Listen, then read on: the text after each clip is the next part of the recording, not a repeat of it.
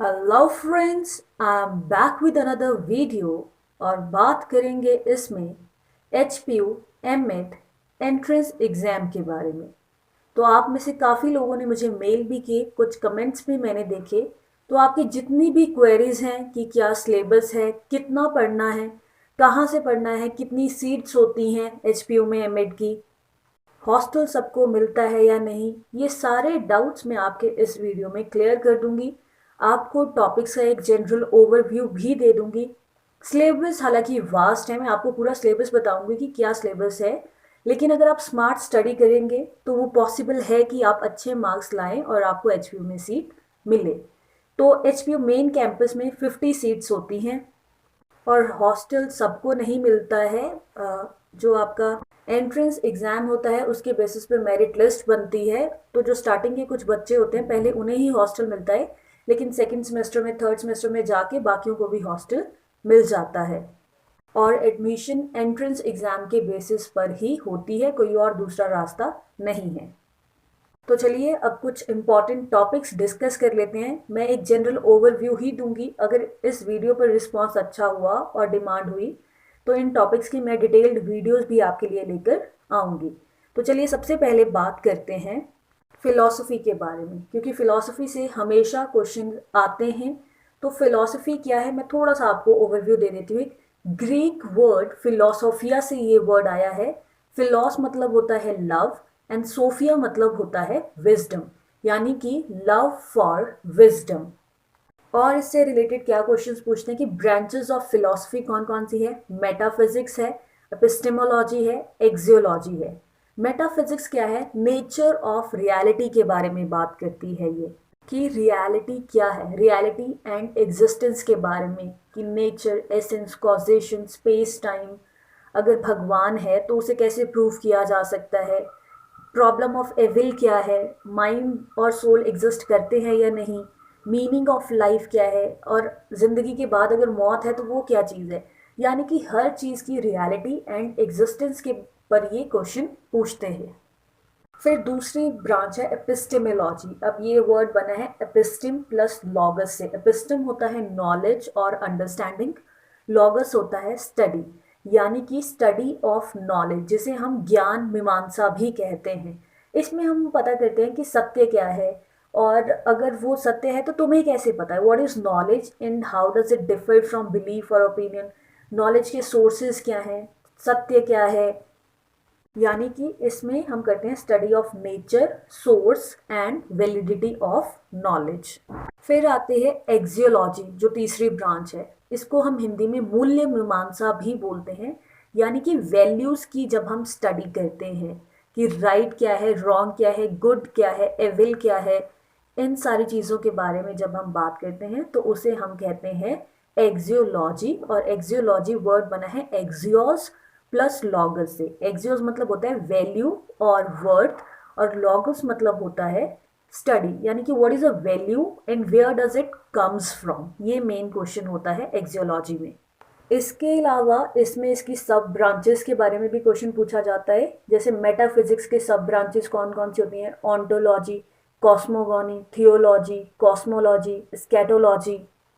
Ontology में जैसे हम एग्जिस्टेंस के बारे में पढ़ते हैं, कॉस्मोलॉजी में यूनिवर्स की स्टडी होती है, कॉस्मोगॉनी भी ऑलमोस्ट सिमिलर होती है लेकिन हम इसमें ओरिजिन्स के बारे में भी पढ़ते हैं, जैसे बिग बैंग थ्योरी वगैरह हो गया।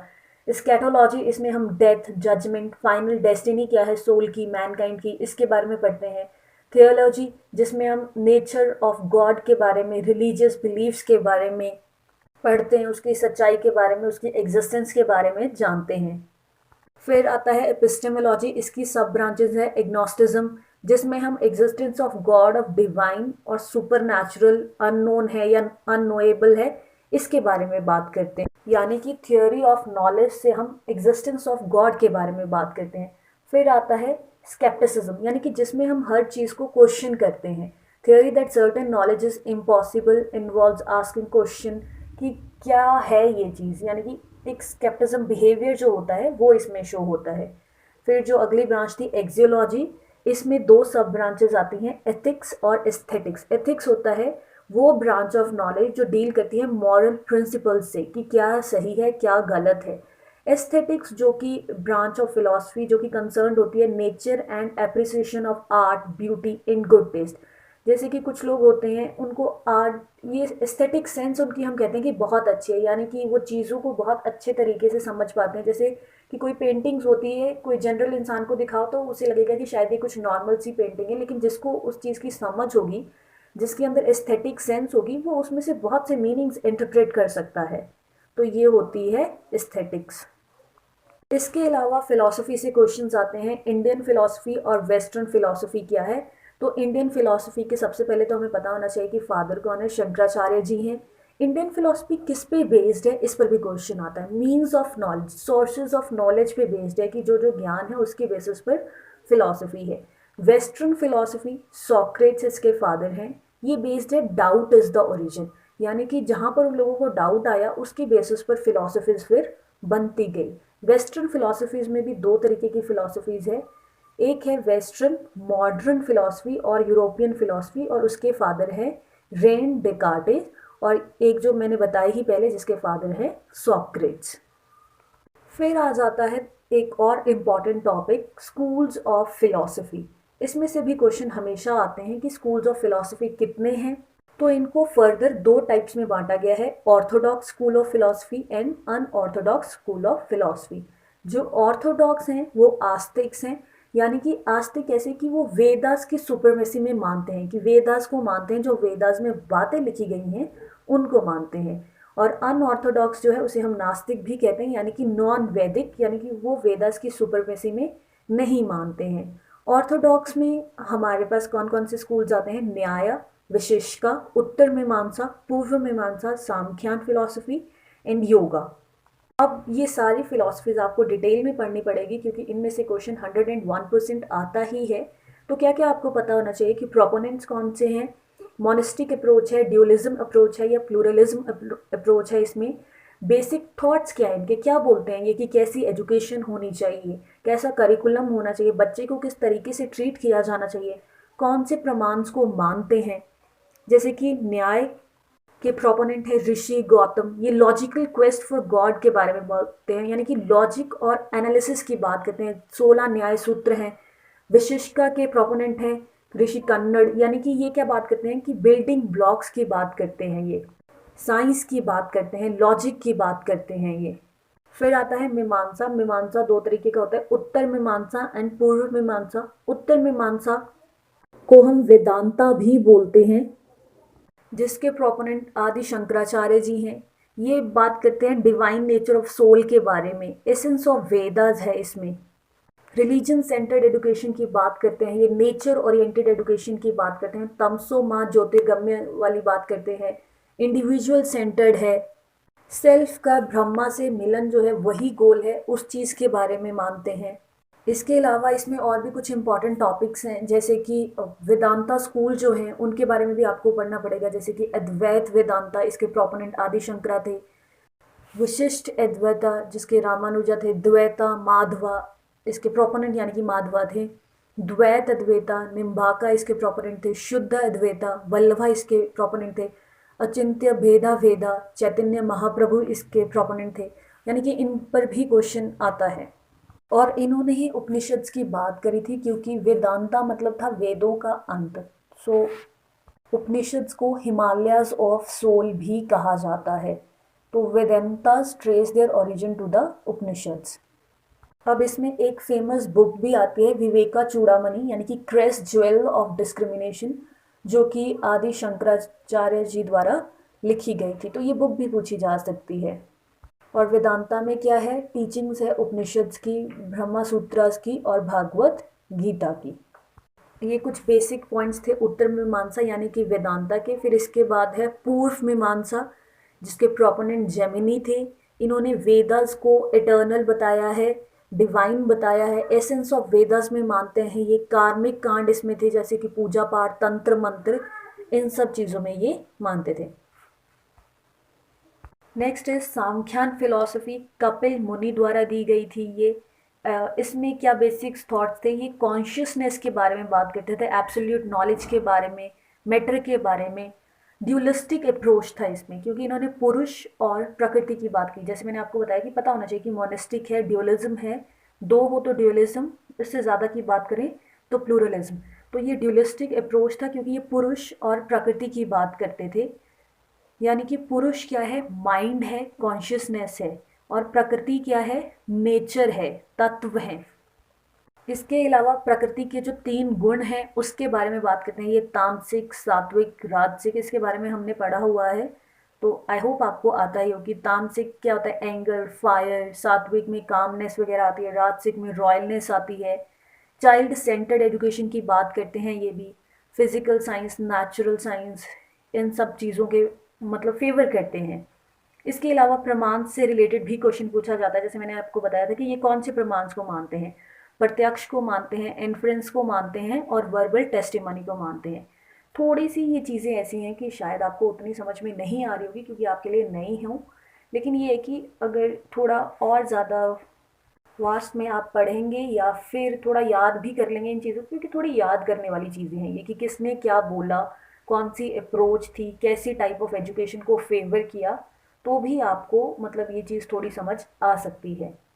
नेक्स्ट है इसमें योगा। योगा सबको पता है, सेज पतंजलि इसके प्रोपोनेंट है। मेडिटेशन के बारे में बात करते हैं ये इसमें। अष्टांग योगा जो मैंने आपको पढ़ाया था वो आप एक बार रिवाइज कर लेंगे तो वहाँ से भी थोड़ा क्लियर हो जाएगा। कंटेम्पलेशन की इसमें बात कही गई। नेक्स्ट आता है अनऑर्थोडॉक्स और हेट्रोडॉक्स सिस्टम, यानी कि जो नॉन वैदिक हैं, जो कि वेदास की सुप्रीमेसी में नहीं मानते हैं। इसमें आते हैं बुद्धिज्म, जिसके प्रोपोनेंट थे गौतम बुद्धा।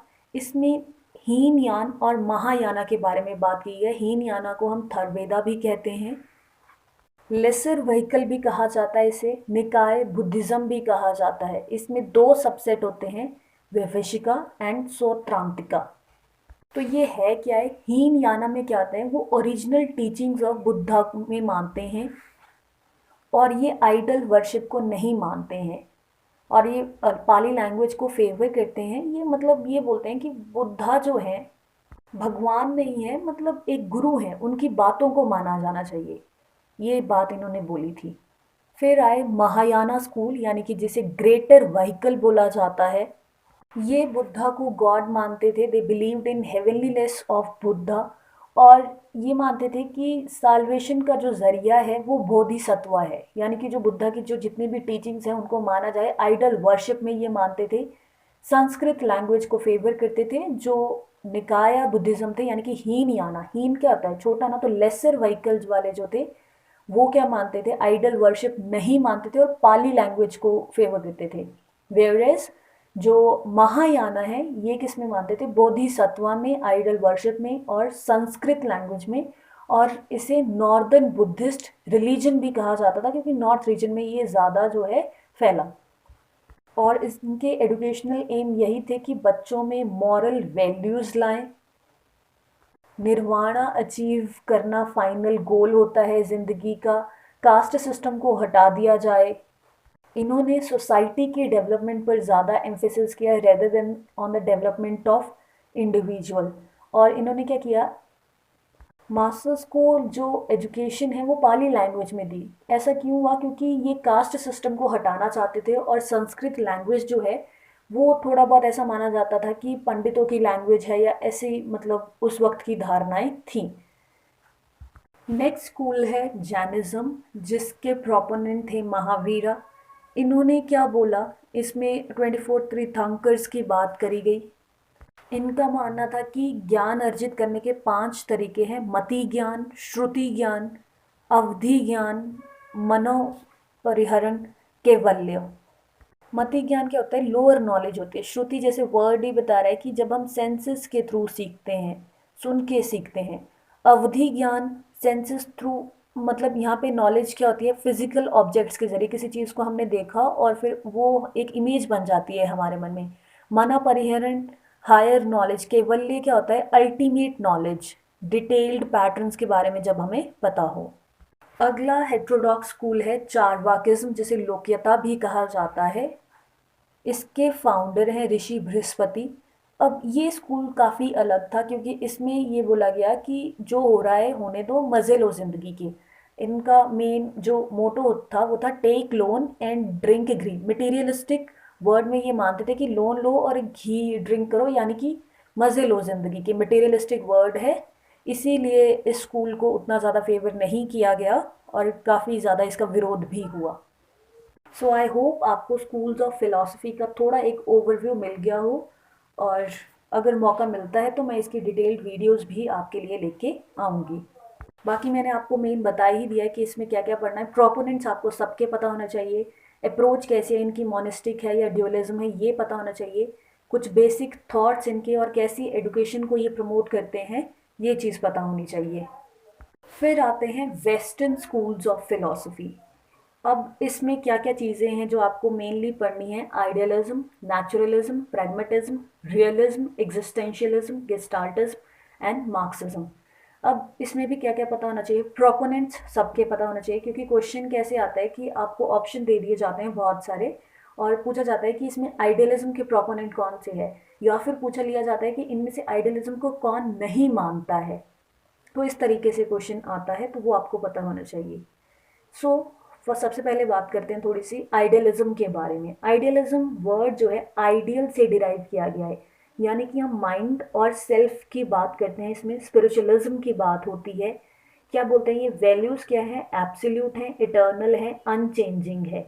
कि जो रियल नॉलेज आती है वो सेंसेस के थ्रू आती है, और जो गॉड है वही सोर्स है सारी क्रिएशन के नॉलेज के, स्पिरिट के।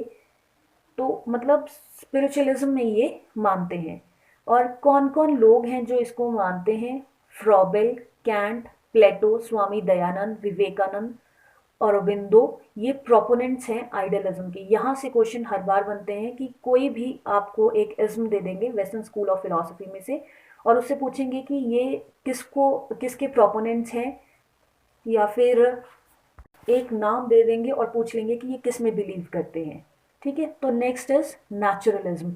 नेचुरलिज्म में भी यही जो बोलते हैं कि बच्चे को नेचर में रहने दो, नेचर ही टीचर है, जो ह्यूमन लाइफ है वो नेचर का पार्ट है। सेंसेस में मानते हैं ये भी कि senses are gateway to knowledge and nature is the source of all knowledge. कि बच्चा अगर नेचर में रहेगा तो वो चीज़ें अच्छे से सीख पाएगा, नेचुरल सराउंडिंग में ही चीज़ें वो सीख सकता है। तो मेन प्रोटोगैनिस्ट थे इसके टैगोर, जो कि नेचुरलिज्म में मानते हैं, इस पर क्वेश्चन आया हुआ है, रूसो एंड हर्बर्ट स्पेंसर। फिर बात करते हैं हम प्रैग्मेटिज्म की।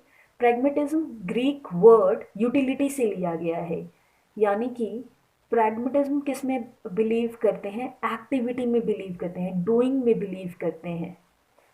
लर्निंग बाय डूइंग का जो प्रोसेस है वो उसमें मानते हैं कि अगर हम बच्चों को खुद कोई काम करने देंगे, कि ह्यूमंस क्या है? एक्टिव बींग्स हैं, और उनमें एबिलिटी है कि अगर उन्हें मौका दिया जाए तो वो एक्सपेरिमेंट्स के ज़रिए, साइंटिफिक मेथड्स में ये मानते थे कि उसके ज़रिए खुद चीज़ें सीख सकते हैं। तो मेन प्रोपोनेंट्स हैं इसमें John Dewey, Kilpatrick and मेल, जो कि प्रैग्मेटिज्म फिलॉसफी में मानते हैं। सिमिलरली इसी तरीके से आपको रियलिज्म के बारे में भी पढ़ना है कि रियलिज्म में कौन कौन मानते थे कि ये रियल इन्वायरमेंट में चीज़ें होनी चाहिए। एग्जिस्टेंशियलिज्म के बारे में पढ़ना है कि जो इंडिविजुअल की एग्जिस्टेंस पर, फ्रीडम पर, चॉइस पर एम्फेसाइज करती है फिलॉसफी, उसे हम एग्जिस्टेंशियलिज्म कहते हैं। गेस्टाल्टिज्म, यानी कि जो कहते हैं कि चीज़ को एज अ होल देखना चाहिए। It believes that whole is greater than sum of its part. Gestalt का मतलब ही होल माना जाता है, WHOLE, यानी कि पूरा पार्ट्स को इकट्ठा करके देखा जाए तब चीज़ अच्छे से समझ में आती है, क्योंकि पार्ट्स जो होते हैं वो एक दूसरे से इंटर रिलेटेड होते हैं। ये चीज़। फिर उसके बाद मार्क्सिज्म, जिसमें ये बोला गया कि एक क्लास है हैव वाली, एक हैव नॉट वाली, यानी कि एक एलीट क्लास है जिसको सारी फैसिलिटीज़ मिल रही हैं, और एक जो है लेबर क्लास है जिसको उतनी फैसिलिटीज़ नहीं मिल रही है, और उनमें एक डिफरेंस है। और इसकी वजह क्या है, क्यों ये डिफरेंसेस हैं, इन सारी चीज़ों के बारे में इसमें बात की गई है। तो यानी कि आपको वही चीज़, प्रोपोनेंट्स और बेसिक थॉट्स क्या हैं इनके एडुकेशन के बारे में, और किस चीज़ पर बेस है ये फ़िलॉसफी, ये चीज़ आपको पता होनी चाहिए। इसके अलावा इक्लेक्टिक फ़िलॉसफी होती है एक, जिसमें हम इन सारी फ़िलॉसफी के जो कहते हैं मिक्सचर होता है, फ्यूजन होती है नॉलेज फ्रॉम ऑल सोर्सेज, उसको हम इक्लेक्टिक फ़िलॉसफी बोलते हैं। मतलब ये टर्म पूछी जा सकती है, तो ये भी आपको पता होनी चाहिए। इसके अलावा जो इम्पॉर्टेंट टॉपिक्स हैं वो हैं एजुकेशनल थिंकर्स पर। एजुकेशनल थिंकर्स से रिलेटेड काफ़ी क्वेश्चंस आते हैं कि अगर जैसे इनके द्वारा कुछ अगर स्पेशल बुक लिखी गई है या इन्होंने कैसी एजुकेशन के बारे में बात करी है, करिकुलम कैसा होना चाहिए इनके अकॉर्डिंग, कोई फेमस स्टेटमेंट अगर इन्होंने दी है तो वो उस पर क्वेश्चन आता है कि आपको स्टेटमेंट दे देंगे और पूछेंगे कि इनमें से किसने ये स्टेटमेंट दी है, या फिर आपको बहुत सारी बुक्स के नाम दे देंगे और पूछ लेंगे कि इनमें से किसने ये बुक लिखी है। ऐसे क्वेश्चंस आते हैं। तो इसमें गांधी जी पर क्वेश्चन बहुत बार आते हैं, तो वो आपको ज़रूर पता होना चाहिए कि उन्होंने क्या एजुकेशन के बारे में कहा है। जो उन्होंने वारधा स्कीम की बात करी थी, वारधा योजना कहा जाता है, जिसे नई तालीम कहा जाता है, बेसिक शिक्षा कहा जाता है, बुनियादी शिक्षा या बुनियादी तालीम कहा जाता है। ये कब आई थी, क्या बोला था इसमें उन्होंने, इंग्लिश होनी चाहिए या नहीं होनी चाहिए, रिलीजियस टीचिंग की बात की थी या नहीं की थी, वोकेशनल ट्रेनिंग की बात की थी, और फिर इसके अलावा फ्री एंड कंपल्सरी एजुकेशन की बात की थी 7 to 14 ईयर्स ऑफ एज के बच्चों के लिए। यानी कि इस पर कुछ भी क्वेश्चन पूछा जा सकता है। द हरिजन एक 1937 में एक टर्म दी थी उन्होंने। स्वामी विवेकानंद के बारे में पूछ लेते हैं कि किसके प्रोपोनेंट थे ये, जैसे कि आइडियलिज्म में मानते थे, इनके द्वारा अगर कुछ स्पेशल स्टेटमेंट दी गई हो वो पूछ लेते हैं। जॉन डोई के बारे में पूछ लेते हैं, जॉन डोई क्या है, प्रेगमेटिज्म के प्रोपोनेंट हैं, और इसके अलावा ये लर्निंग बाय डूइंग की बात करते हैं, एक्सपीरियंशियल लर्निंग की बात करते हैं, ये उस पर क्वेश्चन आ जाता है। जीन जैक रूसो के बारे में क्वेश्चन आ जाता है। नेचुरलिज्म में मानते थे ये, नो फॉर्मल लर्निंग की बात करी थी इन्होंने। Nature is the only teacher, ये चीज़ इन्होंने बोली थी। जैसे क्वेश्चन आ जाएगा कि who said that the nature is the only teacher, तो वहां पर आंसर क्या आ जाएगा, जीन जैक रूसो। इन्होंने कहा था कि नेचर ही जो है वो टीचर है, बच्चा नेचर से ही सीखता है। इसके अलावा इनकी एक बुक भी थी, एमाइल, बुक पर भी पूछ लेते हैं, जिसमें इन्होंने बताया था कि बच्चा कैसा होता है, कैसे उसे सिखाया जा सकता है, ये सारी चीज़ें इन्होंने उसमें लिखी थी। इनके अलावा गिज्जू भाई विडेका के बारे में भी पूछ लेते हैं। जैसे गिज्जू भाई विडेका की जो बुक थी दीवा स्वप्ना, ये काफ़ी ज़्यादा फेमस हुई थी, और भी इन्होंने बहुत सी बुक्स लिखी थी, लेकिन ये बुक ज़्यादा फेमस हुई थी कि प्राइमरी स्कूल कैसा होना चाहिए। ये कहते थे कि जो बच्चा है वो भगवान के समान है, उसकी जो हर इच्छा है वो पूरी होनी चाहिए। मतलब स्कूल में उसे एक ऐसा एनवायरनमेंट दिया जाना चाहिए जहाँ उसे लगे कि वो बहुत ज़्यादा इम्पॉर्टेंट है। ये सारी बातें इन्होंने कही थी। फिर उसके बाद रेने डेकार्टिस के बारे में क्वेश्चन आ जाता है, जो कि फादर हैं मॉडर्न वेस्टर्न फिलॉसफी के। रविंद्रनाथ टैगोर के बारे में क्वेश्चन पूछ लेते हैं कि क्या इन्होंने बोला है, क्या इनके एजुकेशनल थॉट्स हैं। अब ये नेचुरलिज्म को बिलोंग करते हैं, तो उस पर क्वेश्चन आ जाता है। जैसे कि स्टेटमेंट दे सकते हैं कि इन्होंने बोला था learning must take place in nature and from nature. तो ये बात किसने बोली थी, रविंद्रनाथ टैगोर जी ने बोली थी। इस पर क्वेश्चन आ जाता है। फ्रॉबेल पर क्वेश्चन आ जाता है कि किंडरगार्टन मेथड किसने दिया था, फ्रॉबेल ने दिया था, और इन्होंने क्या चीज़ें बोली थी। इसके अलावा दयानंद सरस्वती पर कि इन्होंने एक स्टेटमेंट दी थी गो बैक टू वेदास, तो ये गो बैक टू वेदास किसने दी थी स्टेटमेंट, वहां से क्वेश्चन बनता है। मारिया मॉन्टेंसरी पर क्वेश्चन आ जाता है कि सेल्फ एजुकेशन की बात किसने की थी, self education through development of individuality, तो ये मारिया मॉन्टेंसरी ने बोला था। इसके अलावा पूछ लेते हैं जैसे कि इंटीग्रल एजुकेशन किसने दी थी, सर अरबिंदो ने इसकी बात करी थी। Spiritual aspects of Indian philosophy पर कौन फोकस करता है, डॉक्टर सर्वपल्ली राधाकृष्णन जी फोकस करते हैं, Radhakrishnan ji. Education to transform human mind, तो वो किसने बात स्टेटमेंट बोली थी, कृष्णमूर्ति जी ने बोली थी। तो यानी कि इसी तरीके से स्टेटमेंट्स आ सकते हैं कि किसने क्या कॉन्सेप्ट दिया। फिर आती है लर्निंग थ्योरीज। लर्निंग पर क्वेश्चन आता है कि लर्निंग क्या है, relative permanent change in behaviour है, लाइफ लॉन्ग प्रोसेस है लर्निंग। और फॉर्मल तरीके से भी हो सकती है, इनफॉर्मल तरीके से भी हो सकती है, और नॉन फॉर्मल तरीके से भी हो सकती है। और क्या है, जो अनलर्निंग है, यानी कि जो चीज़ें हम अनलर्न करते हैं वो भी पार्ट है लर्निंग का। क्या फैक्टर्स इफेक्ट करते हैं लर्निंग को, पर्सनल फैक्टर्स, इन्वायरमेंटल फैक्टर्स, ये सारी चीज़ें भी इसमें आती हैं। और लर्निंग की जो थ्योरीज हैं वो थोड़ी इंपॉर्टेंट है, क्योंकि इन पर क्वेश्चन आते हैं कि क्लासिकल कंडीशनिंग की थ्योरी किसने दी थी, ये पूछा जा सकता है। पैवलव ने दी थी, जिसके लिए इन्हें नोबेल प्राइज़ भी मिला था, जिसमें इन्होंने क्या चीज़ स्टडी की थी ये पूछा जा सकता है। जैसे न्यूट्रल स्टिमुलस के बारे में इन्होंने बात करी थी कि न्यूट्रल स्टिमुलस क्या है, बेल है। अनकंडीशनल स्टिमुलस क्या है, फूड है। ये सारी थ्योरीज मैंने आपको करवाई हुई हैं, और अगर आप एक बार रिवाइज कर लेंगे तो इनसे रिलेटेड क्वेश्चंस को आप इजीली आंसर कर पाएंगे। इसके अलावा इन्होंने जनरलाइजेशन पर बात की थी, एक्सटिंक्शन पर बात की थी कि अगर हम कुछ टाइम तक उस चीज़ को ना दें उस डॉग को, तो वो धीरे धीरे उसकी जो हैबिट है वो एक्सटिंक्ट हो जाएगी। स्पॉन्टेनियस रिकवरी पर बात करी थी इन्होंने। इसके अलावा स्किनर द्वारा जो ऑपरेंट कंडीशनिंग की थ्योरी दी गई थी, जो कि रिस्पॉन्स स्टिमुलस बेस्ड थ्योरी थी। बाकी में क्या होता था, पहले स्टिमुलस होता था फिर रिस्पॉन्स, लेकिन ये रिस्पॉन्स स्टिमुलस टाइप कंडीशनिंग थी। इन्होंने वो जो लिवर वाला एक एक्सपेरिमेंट किया था री के रूप में, जिसमें खाना आता था, उस पर क्वेश्चन आ जाता है कि पूछ लेते हैं कि कौन सी री अच्छी होती है, कंटिन्यूस होती है या इंटरमीडियंट अच्छी होती है। उसमें भी फिक्स्ड इंटरवल पर यानी कि रीइंफोर्समेंट मिलनी चाहिए, या वेरिएबल इंटरवल पर मिलनी चाहिए। तो वेरिएबल इंटरवल पर अगर आप लगातार कंटिन्यूसली किसी की तारीफ करते जाएंगे तो वो गलत है। मतलब एक टाइम रहेगा जब उतनी इम्पोर्टेंस नहीं रहेगी उस तारीफ की। तो इसीलिए इंटरमिटेंट रीइंफोर्समेंट होनी चाहिए, वो भी वेरिएबल रेशियो पर, यानी कि अलग अलग टाइम पर। कभी भी आप उनकी तारीफ कर दे रहे हैं तो वो लगातार बच्चे में रहेगा कि मैं अच्छा काम करूं, कभी भी मेरी तारीफ इसमें हो सकती है। जो टेक्निकल एजुकेशन है वो ऑपरेंट कंडीशनिंग पर ही बेस्ड है। इसके अलावा ट्रायल एंड एरर थ्योरी जो कि थॉर्नडाइक द्वारा दी गई थी, जो कि स्टिमुलस रिस्पॉन्स, जब भी कोई न्यू स्किल्स सिखानी होती है बच्चे को तो हम इसी थ्योरी का मतलब इस्तेमाल करते हैं। इसमें लॉज दिए गए थे, 3 प्राइमरी लॉज, उन पर क्वेश्चन आ सकते हैं, जैसे law of readiness, law of practice या लॉ ऑफ एक्सरसाइज बोलते हैं हम इसे, और एक लॉ ऑफ इफेक्ट। यानी कि ऐसे भी पूछा जाता है कि सफलता से सफलता मिलती है, ये किस नियम पर आधारित है। तो लॉ ऑफ इफेक्ट, जैसे कि अगर हमें किसी चीज़ में खुशी मिलती है तो हम वो चीज़ फिर से करते हैं, अगर उसमें हमें पनिशमेंट मिलती है तो हम वो चीज़ नहीं करते हैं। इसके अलावा सेकेंडरी लॉज भी होते हैं। फिर आती है इनसाइट थ्योरी, और जिसको हम गेस्टाल्ट थ्योरी भी बोलते हैं, जिसमें चिंपैंजी सुल्तान पर एक्सपेरिमेंट किया गया था।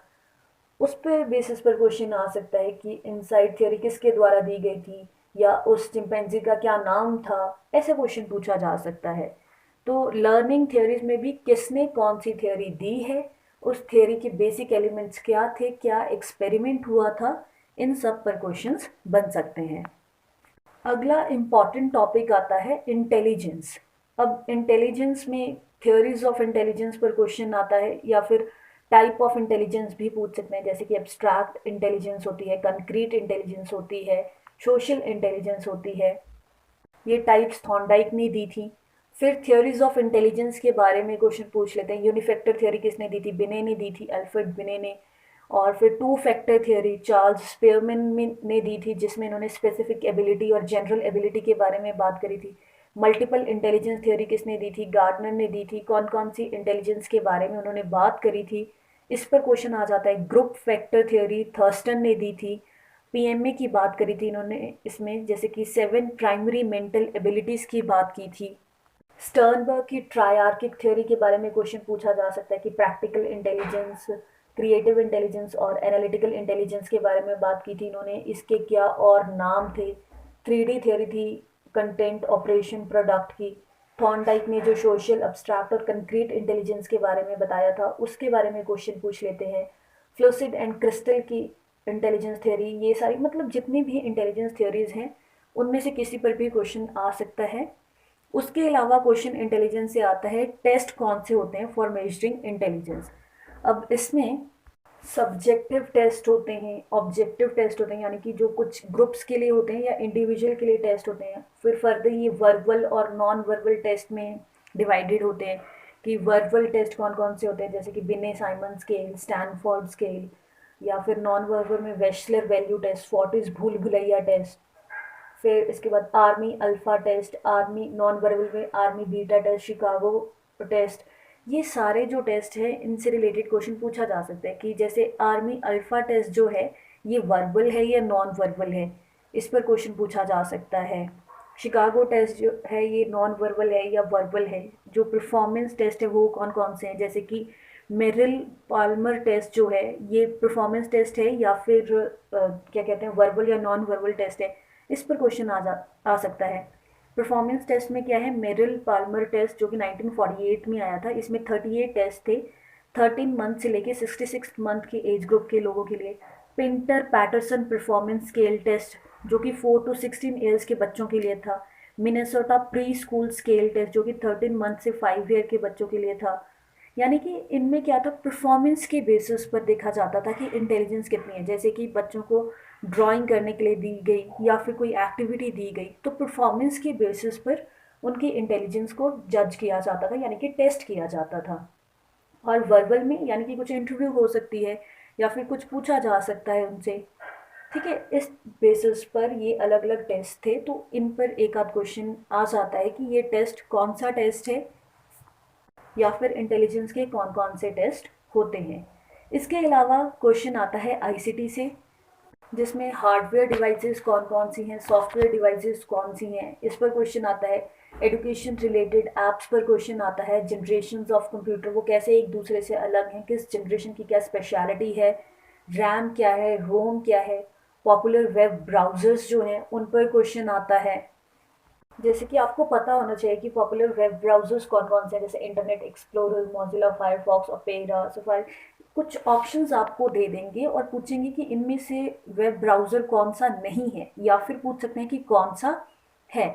इसके अलावा स्वयं के बारे में क्वेश्चन पूछ सकते हैं कि स्वयं क्या है, इसकी फुल फॉर्म क्या है, स्वयं प्रभा क्या है, इग्नू क्या है, Indira Gandhi national open universities कब आई थी, ये क्या मोटिव था इनका।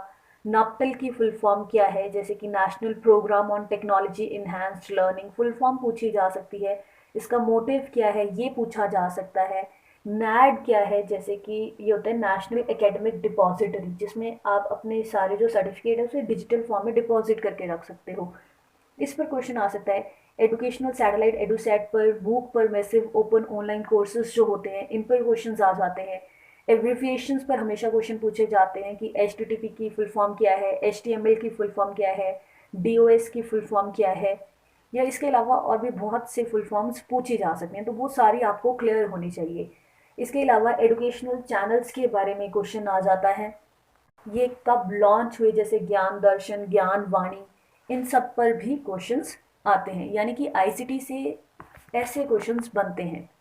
फिर इसके अलावा साइकोलॉजी से बहुत क्वेश्चंस आते हैं, जो कि बीएड में हम ऑलमोस्ट पढ़ चुके हैं सारी, तो जितनी भी बीएड की साइकोलॉजी है वो सारी आपको आनी चाहिए। कोई भी थ्योरी के ऊपर क्वेश्चन आ सकता है, जैसे कि एरिक्सन का, वाइगॉस्की का, कोलबर्ग का, किसी के भी क्वेश्चन पूछा जा सकता है। और दूसरा जो इम्पॉर्टेंट चीज़ है वो है कमीशंस एंड आर्टिकल्स। जो भी एजुकेशन रिलेटेड आर्टिकल्स हैं, PWD एक्ट्स हैं, वो आपको पता होना चाहिए। कमीशंस एकदम टिप्स पे होने चाहिए, क्योंकि कमीशन से रिलेटेड क्वेश्चन 101% आता ही है। तो ये तो थे कुछ इम्पॉर्टेंट टॉपिक्स जो मैंने आपके साथ डिस्कस किए। अब एक बार मैं आपको थोड़ा सिलेबस भी बता देती हूँ कि क्या सिलेबस है, और उस हिसाब से आप देख सकते हैं कि कौन से टॉपिक्स आपको आते हैं। जो टॉपिक्स आपको आते हैं, मेरा यही मानना होता है कि पहले उन्हें क्लियर कर लिया जाए, यानी कि वो कम टाइम कंज्यूम करेंगे, तो आप जल्दी मतलब अपना सिलेबस जो है वो कवर कर सकते हो। जैसे मैंने पहले ही बता दिया, सिलेबस थोड़ा वास्ट है, लेकिन अगर स्मार्ट स्टडी करोगे तो आप अच्छे मार्क्स ला सकते हो और HPU में एडमिशन आपको मिल सकती है। तो सबसे पहले पेपर 1 जो होता है वो है education in emerging Indian society. इसमें सेक्शन 1 में हो सकता है कि उतना विजिबल ना हो, लेकिन आप अगर रिजोल्यूशन बढ़ा के देखेंगे, क्वालिटी इंक्रीज करके देखेंगे, तो आपको ये सिलेबस नज़र भी आएगा। और अगर फिर भी नहीं आता तो मैं आपको मतलब बोल के तो बता ही रही हूँ कि क्या क्या टॉपिक्स हैं। एडुकेशन, जिसमें पूछा जाता है nature, meaning, objectives and agencies, यानी कि फॉर्मल, नॉन फॉर्मल, जो इनफॉर्मल एजेंसीज हैं एडुकेशन की, उस पर क्वेश्चन आता है। Education in the western context with special reference to Rousseau, Pestalozzi, Dewey and Russell, इनका क्या इम्पैक्ट थे, क्या एडुकेशनल थॉट्स थे, इन पर क्वेश्चन आता है। Indian thoughts and its contribution to educational practices, philosophy and education, significance of studying philosophy in understanding educational practices and problems, major philosophical systems कौन कौन से हैं, उनके फीचर्स क्या है, उनके इम्पैक्ट क्या है एजुकेशन पर, जो चीज़ मैंने आपको करवाई है अभी। Realism with reference to Aristotle and Jainism, naturalism with reference to views of Rousseau and Rabindranath Tagore, जो मैंने आपको एजुकेशनल थिंकर्स में बताया ही है कि इन पर क्वेश्चन आते हैं। Idealism with reference to Plato, Socrates and Advaita philosophy. pragmatism with reference to Dewey, instrumentalism and experimentalism। यानी कि जो जो टॉपिक्स मैंने आपको पहले बताए थे वही सारे इसमें है। फिर उसके बाद आए हैं फॉलोइंग एजुकेशनल थिंकर्स और उनका क्या कंट्रीब्यूशन रहा है एजुकेशन में, इसके बारे में। जैसे कि महात्मा गांधी का जो बेसिक टेनेट्स और ऑफ बेसिक एजुकेशन थी, जिसे वार्धा स्कीम ऑफ एजुकेशन भी कहा गया, उस पर क्वेश्चन। गिज्जू भाई का the word of the child, Swami Vivekananda man making education की जो इन्होंने बात की थी उसमें क्या क्या बोला था। फ्रॉबेल ने प्लेवे मेथड दिया था, उसमें क्या चीज़ इन्होंने बोली थी। मॉन्टेंसरी का डायडेक्टिक एपरेटस क्या था। परमहंसा योगानंदा ने हाउ टू लिव एजुकेशन, इस पर क्या चीज़ बोली थी। इसके अलावा knowledge about the Indian constitution and it's directive principle, जिसमें वेरियस आर्टिकल जो कि एजुकेशन से रिलेटेड है। Meaning of secularism, social goals, democracy and socialistic pattern of society. इसके अलावा किससे रिलेटेड क्वेश्चन आते हैं, सोशियोलॉजिक बेसिस ऑफ एजुकेशन क्या है, relationship between individual to individual and individual to society in terms of norms given by the existing social order, education as a tool of economic development, education as an agent of social change, education as a means of national welfare through the immediate welfare of the society, education and human resource development, meaning of national integration and emotional integration and their need, role of teacher and educational institutions in achieving national integration and emotional integration through democratic interaction, explanation of cultural heritage, contribution of different religions, Hinduism, Buddhism, Sikhism, Islam, Christianity and Jainism for the same cause and human upliftment, philosophy of celebration of Indian festivals। अब ये जो topic है ना, इसमें से कभी कभी ऐसे क्वेश्चंस आते हैं जो अगर आप बेसिक सेंसेस भी अपनी यूज़ करोगे ना, कॉमन सेंस के बेसिस पर भी आप जो है वो आंसर बता सकते हो। जैसे सिचुएशनल क्वेश्चंस भी कभी कभार पूछ लेते हैं कि ये हो रहा है तो टीचर को क्या करना चाहिए, तो कॉमन सेंस अगर आप यूज़ करेंगे तो इजीली आप आंसर कर पाएंगे। सेक्शन 4 है सिलेबस में, meaning of new social order, eradication of illiteracy, objectives of NAEP, यानी कि जो नेशनल एडल्ट एजुकेशन प्रोग्राम आया था 2 अक्टूबर 1978 में, उसके क्या ऑब्जेक्टिव्स थे। Provisions made and channel started for educating socially, culturally and economically deprived groups, means and measures taken for equality of educational opportunities in terms of caste, tribes, disabled, genders and minorities, achieving a learning society in terms of distance education। IGNOU के बारे में question आ सकते हैं, जो कि Indira Gandhi national open university कब आई थी, क्यों आई थी, इसके बेसिस पर क्वेश्चन यहाँ से बन सकते हैं। नेक्स्ट होता है paper 2, development of learner and teaching learning process. इसमें सेक्शन 1 में nature of psychology and learner से रिलेटेड क्वेश्चन पूछा जाता है कि साइकोलॉजी क्या है, इसके meaning, nature, methods, scope, functions of educational psychology, growth and development के कॉन्सेप्ट पर क्वेश्चन आ सकते हैं। जनरल प्रिंसिपल्स ऑफ डेवलपमेंट पर क्वेश्चन पूछा जा सकता है कि फेलोगॉडल सीक्वेंस क्या होता है, प्रॉक्सिमल डिस्टेंस का क्या मतलब होता है। बाकी प्रिंसिपल्स ऑफ डेवलपमेंट पर क्वेश्चन आ सकता है। टाइप्स ऑफ डेवलपमेंट पर क्वेश्चन आते हैं, physical, social, intellectual, spiritual and emotional, stages, specific characteristics, और फिर इसके अलावा टीचर का क्या रोल है, characteristics, needs and problems of adolescents, इस पर क्वेश्चन आता है। लर्निंग एंड मोटिवेशन से रिलेटेड क्वेश्चन आते हैं। नेचर ऑफ लर्निंग क्या है, लर्निंग थ्योरीज जो इसमें स्पेशली सिलेबस में मेंशन है, ये आपको अच्छे से आनी ही चाहिए। Trial and error theory, conditioning, classical and operant theories जो है, learning by insight, information processing जो रॉजर्स की है, और जो मैस्लोज की ह्यूमनिस्टिक थ्योरी है, ये पता होनी चाहिए आपको, जिसमें उन्होंने physiological needs, safety needs, love and belongingness, self esteem, self actualisation के बारे में बात की थी, यानी कि जो बेसिक नीड्स होती हैं ह्यूमन की, उसके बारे में जो उन्होंने बात की थी वो आनी चाहिए। Factors influencing learning and teaching process, learner related कौन से फैक्टर्स हैं, teacher related, process related, content related कौन से फैक्टर्स हैं। मेमोरी एंड फॉरगेटिंग के बारे में क्वेश्चंस आते हैं कि सिमेंटिक मेमोरी क्या होती है, लॉन्ग टर्म मेमोरी क्या है, एपिसोडिक मेमोरी क्या है, शॉर्ट टर्म मेमोरी क्या है, फॉरगेटिंग क्या है, किस तरीके से फॉरगेटिंग होती है, ये इस पर मतलब क्वेश्चन आ सकते हैं। मोटिवेशन क्या है, nature and types of motivation क्या है, और जैसे कि मोटिवेशन की प्रोसेस क्या है, नीड, ड्राइव, पहले नीड होती है, फिर ड्राइव होती है, फिर अराउजल होता है, फिर गोल डायरेक्टेड अचीवमेंट, फिर रिडक्शन ऑफ अराउजल होता है। टाइप्स इंट्रिंसिक, एक्सट्रिंसिक मोटिवेशन होती है। इंट्रिंसिक यानी कि जब हम खुद इंट्रिंसिकली मोटिवेटेड होते हैं कुछ काम करने के लिए। एक्सट्रिंसिक होता है यानी कि जब हम किसी रिवॉर्ड के लिए या किसी बाहरी फैक्टर्स की वजह से कोई काम करते हैं, तो वो एक्सट्रिंसिक मोटिवेशन होता है। फिर कैसे मोटिवेशन को इन्हांस किया जा सकता है, techniques for enhancing learners motivation.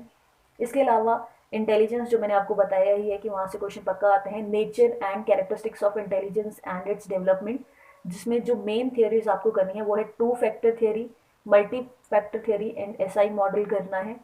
Measuring intelligence वही चीज़ आ गई, इसमें verbal, non verbal and performance test जो है इंडिविजुअल और ग्रुप टेस्ट, वो दोनों आपको करने हैं। फिर इसके अलावा आता है एक्सेप्शनल चिल्ड्रन में, आपको पता होना चाहिए कि एक्सेप्शनल चिल्ड्रन कौन कौन से होते हैं, गिफ्टेड चिल्ड्रन, डेलिक्वेंट चिल्ड्रन, बाकी मतलब जो भी हैं वो सारे इसमें पढ़ने हैं, उनके टाइप्स, उनके कैरेक्टरिस्टिक्स। इसके अलावा जो लर्निंग डिसेबिलिटीज़ हैं जैसे कि dyslexia, dyscalculia, dysgraphia, dysphasia, dyspraxia, ADHD, attention deficient hyper active disorder, ASD, autism spectrum disorder, ये क्या होती हैं, ऐसे बच्चों के क्या कैरेक्टरिस्टिक्स होते हैं, ये सारी चीज़ें आपको पता होनी चाहिए। फिर आता है इंडिविजुअल डिफरेंसेस क्या होते हैं, क्या नेचर होता है, accommodating individual differences in the classroom, कि एज अ टीचर हम उन्हें कैसे कम कर सकते हैं, कैसे कैटर कर सकते हैं। इस पर सिचुएशन बेस्ड क्वेश्चंस भी आ सकते हैं कि आपको बता दिया गया कि ऐसा कोई बच्चा आया है और बाकी बच्चे इसके साथ मिक्स नहीं हो रहे हैं, तो आप क्या कर सकते हैं एज अ टीचर, यानी कि सिचुएशन बेस्ड क्वेश्चन इस पे आ सकते हैं। लर्नर सेंटर टेक्निक्स क्या होती हैं एक्सेप्शनल चिल्ड्रन के लिए। पर्सनालिटी रिलेटेड क्वेश्चन आते हैं कि पर्सनालिटी का क्या डेफिनेशन होती है, कौन से वर्ड से डिराइव किया गया है, डेवलपमेंट ऑफ पर्सनालिटी कैसे होती है, मेथड्स क्या हैं for assessing personalities, different theories of personalities पर भी क्वेश्चन आ सकते हैं कि किसने क्या चीज़ बोला है पर्सनालिटी के बारे में, पर्सनालिटी ट्रेट्स क्या होते हैं, जैसे कार्डिनल ट्रेट्स वगैरह वगैरह, इन पर क्वेश्चन आ सकते हैं। मेंटल हाइजीन पर क्वेश्चन आ सकता है, meaning and basic principles of mental hygiene, role of home and school in promoting mental health, characteristics of mentally healthy person, guidance का meaning, scope and objectives of guidance services, need of guidance services, role of teacher in organizing guidance programs, educational statistics पर question आ सकता है जैसे frequency distribution and its graphical representation, computation of central tendencies, mean, mode, median per question, computation of variability, variance and standard deviation, range and quartile deviation, percentiles। फिर next आपके syllabus में दिया है development of educational system in India, जिसमें education in India during Vedic period, Buddhist period and medieval periods पर question आ सकते हैं। Growth and development of education in Himachal Pradesh, problems and priorities. Section 2 है, इसमें Macaulay's minutes and Bentinck's resolution of 1835, Adam's report and its recommendation, बहुत important topics हैं ये। Wood's despatch of 1954, Lord's Curzon educational policy, growth of national consciousness, national education movement, इन पर questions आते हैं। Recommendation जो यानी मैंने कमीशंस बताई थी उन पर क्वेश्चंस तो 101% आएंगे ही। Recommendations of Indian Education Commission 1882, its influence on subsequent development of education, Essential Features of Sadler Commission Report 1917। हालांकि मैंने सोचा था कि मैं इसी वीडियो में थोड़ा सा ओवरव्यू आपको इनका भी दे दूंगी, लेकिन फिर वीडियो काफ़ी लेंदी हो जाएगी, इसीलिए इसको हम किसी नेक्स्ट वीडियो में कवर करेंगे। वारदा स्कीम ऑफ एजुकेशन जो 1937 में आई थी। सेक्शन 4 में है university education commission, secondary education commission report, इनमें से कुछ टॉपिक्स मैंने आपको पहले करवाए भी हैं। Indian education commission, national policy of education, revised national policy, और अब एनईपी आ गई है तो वो उस पर भी क्वेश्चन आ सकता है, एनईपी 2020 पर भी क्वेश्चन आ सकते हैं। पेपर 4 है एसेंशियल्स ऑफ एजुकेशनल टेक्नोलॉजी, जिसमें definition of educational technology, distinction between hardware and software technologies and their role in modern educational practices, hardware technologies, important accessories and their application, जिसमें OHP overhead projector, ये सारी चीज़ें हमने पढ़ी हैं। still and movie projectors, audio video recording instruments, TV, computers, new technologies like email, internet, use of strategies जिसमें teleconferencing, programmed instruction, CAI computer assisted instructions जो होती हैं, लैंग्वेज लेबोरेटरी, इनसे रिलेटेड क्वेश्चन आ सकता है। इसके अलावा इसमें psychological uses of modern technologies, जिसमें Edgar's Dale cone of experience जो मैंने आपको करवाया था उस पर क्वेश्चन आ सकता है। Multi sensory instruction and its advantages पर क्वेश्चन। कम्युनिकेशन, इसका कॉन्सेप्ट क्या है, प्रिंसिपल्स क्या है और मॉडल्स ऑफ कम्युनिकेशंस कौन से हैं। स्टेजेस ऑफ टीचिंग में pre active, interactive and post active stages of teaching along with their operations involve in them, उस पर क्वेश्चन आ सकता है। मेथड्स ऑफ टीचिंग पर कॉन्सेप्ट्स क्या हैं, एलिमेंट्स क्या हैं टीचिंग मॉडल के, ग्लासेस बेसिक टीचिंग मॉडल जो है इस पर क्वेश्चन आता है। मॉडिफिकेशन ऑफ टीचिंग बिहेवियर में concept modification of teaching behaviour through micro teaching simulation, Flanders interaction analysis, RCS and transactional analysis, इन पर भी क्वेश्चन आने के चांसेस थोड़े बहुत बनते हैं। नेक्स्ट इसमें सेक्शन 4 में आता है डेवलपिंग प्रोग्राम्ड इंस्ट्रक्शनल मटेरियल, जिसमें लीनियर एंड ब्रांचिंग प्रोग्राम्स आते हैं। Meaning, features, advantages and limitations of following technologies of instruction, जिसमें personalised system of instruction, audio tutorial system, cooperative learning, simulation and games and computer assisted instructions जो है इनके related question आ सकते हैं। Next है पेपर 5 जिसमें आता है education for values, environment and human rights, जिसमें वैल्यूज़ क्या होती हैं, उनका concept, nature and classification of values क्या है, नीड क्या है एजुकेशन ऑफ ह्यूमन वैल्यूज़ की, 5 universal values, truth, righteous conduct, peace, love and non violence and their sub values, उन पर क्वेश्चन आ जाते हैं। Sources of values, culture, religious, spiritual and constitutional values as enhanced in the constitution of India as. इसके अलावा methods of teaching human values, direct, indirect, integrating values with curricular and co curricular activities. Environment से question आ सकता है, meaning, scope and principles and objectives of environmental education, environmental pollution types, causes, इन क्या remedies हैं। इसके अलावा environmental hazards जो हैं, यानी कि क्या कॉजेज हैं, उसके क्या इफेक्ट्स हैं, global and local environmental hazards के, greenhouse effect, ozone layer depletion, acid rain, rising of sea level and their implications, role of school in environmental conservation and sustainable development, human rights concept, foundations and historical background, universal declaration of human rights and Indian constitutional provisions. इसके अलावा human right education at secondary level curriculum, human right education at secondary level curriculum में activities क्या क्या होनी चाहिए, historical background क्या है इस चीज़ का, कौन कौन सी फॉर्मल एजेंसीज है या नेशनल लेवल पर एजेंसीज हैं जो इस चीज़ के लिए काम कर रही हैं, इससे रिलेटेड क्वेश्चंस आ सकते हैं। नेक्स्ट है पेपर 6 जिसमें स्कूल मैनेजमेंट रिलेटेड क्वेश्चंस आते हैं, जैसे स्कूल मैनेजमेंट कॉन्सेप्ट क्या है, कैरेक्टरिस्टिक्स क्या है, स्कोप क्या है, मैन पावर अप्रोच क्या है मैनेजमेंट अप्रोचेस में, कॉस्ट बेनिफिट अप्रोच क्या है, सोशल डिमांड अप्रोच क्या है, सोशल जस्टिस अप्रोच क्या है, डिसीजन मेकिंग कॉन्सेप्ट क्या है, इसका टेक्निक्स क्या है, physical infrastructure availability, adequacy and utilization, management of space, problems and difficulties in space management and allocation procedures। Section 2 में इसमें आता है स्कूल हेड की क्वालिटीज़ क्या होती हैं, ड्यूटीज़ क्या होती हैं as per HP education code, role of head in planning, monitoring, supervision and evaluation. अब अगर आपने प्रीवियस ईयर क्वेश्चन पेपर देखा होगा तो आपको पता चल रहा होगा कि कैसे क्वेश्चंस आए थे, उसमें भी लाइक ऐसी क्वालिटीज़ पर बेसिस क्वेश्चन पूछे गए थे। Delegation of authority and accountability, teacher, teaching as a profession, ये चीज़ हम पढ़ चुके हैं। कैरेक्टरिस्टिक्स क्या होते हैं, प्रोफेशनल ट्रेड्स क्या होते हैं टीचर के, role of teacher in instructional input, manager as a manager, facilitator, counsellor and community leader, classroom management concept, principal, influencing factors and techniques of classroom management, educational administration in HP state, the administrative structure of education in the state, control of education, function of the state and state board of school education and in controlling secondary schools। अब इनकी क्या powers होती हैं, इस पर भी question आ जाता है, या फिर कौन सी मिनिस्ट्री इनको इन पर मतलब कंट्रोल रखती है, ये क्वेश्चन आ जाते हैं। को करिकुलर एक्टिविटीज़ क्या होती हैं, इनका कॉन्सेप्ट क्या होता है, types, importance, principles of organisation of co curricular activities, और उसमें टीचर का क्या रोल होता है। यानी कि ये कुछ ऐसे क्वेश्चंस बनते हैं यहाँ इन टॉपिक से कि अगर आप कॉमन सेंस लगाओगे तो आंसर इजीली बता पाओगे, कुछ याद करने जैसा नहीं है इसमें। इसके अलावा टाइम टेबल क्या है, इसका concept, importance, types and principles and problems of time table construction, teacher का क्या रोल है इसमें, स्कूल रिकॉर्ड्स एंड रजिस्टर्स कैसे कैसे होते हैं, क्या ज़रूरत है इनकी, how to maintain school records, different type of records and register, जैसे टीचर डायरी जो होती है उसमें टीचर क्या लिखते हैं, क्यूमुलेटिव रिकॉर्ड कार्ड जो होता है उसमें क्या होता है, अटेंडेंस रजिस्टर फॉर टीचर्स। इसके अलावा स्टॉक रजिस्टर्स के बारे में हमने पढ़ा है पहले, कैश रजिस्टर, यानी कि ऐसे बहुत से टॉपिक्स हमने पहले भी कवर किए हैं, उन पर क्वेश्चन आ सकता है।